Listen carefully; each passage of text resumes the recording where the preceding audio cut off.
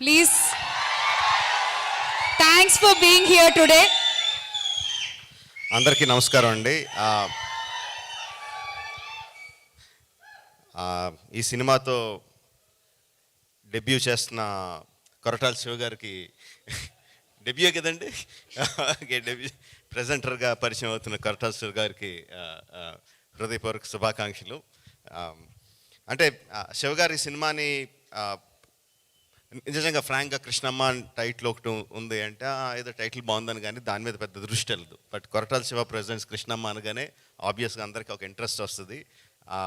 వచ్చిన అందరూ డైరెక్టర్ దగ్గర నుంచి, యాక్టర్స్ దగ్గర నుంచి, పనిచేసిన టెక్నీషియన్స్ దగ్గర నుంచి అందరూ శివ గారికి థ్యాంక్స్ చెప్తున్నారంటే that is because of your support. I really that is one of the main reasons why the title catches our eye. Shiva గారు, సో మీరు ప్రెజెంటర్గా చేసిన ఫస్ట్ సినిమాతోనే పెద్ద విజయం అందుకోవాలని మనస్ఫూర్తిగా కోరుకుంటున్నాను. డైరెక్టర్ మాట్లాడిన 4 ముక్కలైనా కూడా చాలా క్లారిటీతో ఏం మాట్లాడాలో, ఎంతవరకు మాట్లాడాలో, ఏం మాట్లాడితో ప్రేక్షకులకు అర్థమవుతుందో చాలా క్లియర్గా మాట్లాడాడండి. సేమ్ అదే సినిమాలో కూడా చూపించాడని నేను అనుకుంటున్నాను.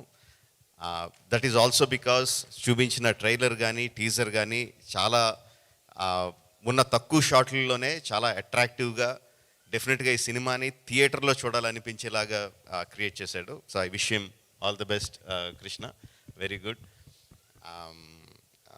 సత్య అన్ఫజీ యాక్టర్ అంటానంటే చాలా చిన్న ఎక్స్ప్రెషన్ చేంజ్తో చాలా అమాయకుడిగా కనిపించగలడు. చాలా చిన్న ఎక్స్ప్రెషన్ చేంజ్తో చాలా ఇంటెన్స్ హీరోయిక్ యాటిట్యూడ్ ఉన్న యాక్టర్లా కనిపించగలడు. He has a full spectrum of acting, చాలా తక్కువ మందికి ఉంటుంది అలాంటిది. అందులో సత్య ఒకడు. చాలామందికి ఎలా ఉంటుందంటే అండి, every one knows Satya is a good actor. ఇండస్ట్రీలో అందరికీ తెలుసు, ప్రేక్షకులకు తెలుసు. ప్రేక్షకులు అందరూ కూడా సత్య చాలా బాగా చేస్తాడు అన్న మంచి అభిప్రాయం ఉంటుంది. But there is one film అలాంటి యాక్టర్స్కి one film which will suddenly make them shoot up into stardom. I think Krishnamma will be that for Satya. All the best Krishna and Satya and all the team. Wish you all the best. Bhairava ఎక్కువ చెప్పకూడదు వాడి గురించి, but I'm very proud of him. వాడు first కథ వింటున్నప్పుడే చాలా సింపుల్గా మొత్తం కథ అంతా వినండి, అందులో మెయిన్ ఎమోషన్ ఏముంది, దానికి నేనేం మ్యూజిక్ చేయాలి అన్నది కథ విన్నప్పుడు దగ్గర నుంచి వాడి మైండ్లోకి వెళ్తూ ఉంటుంది.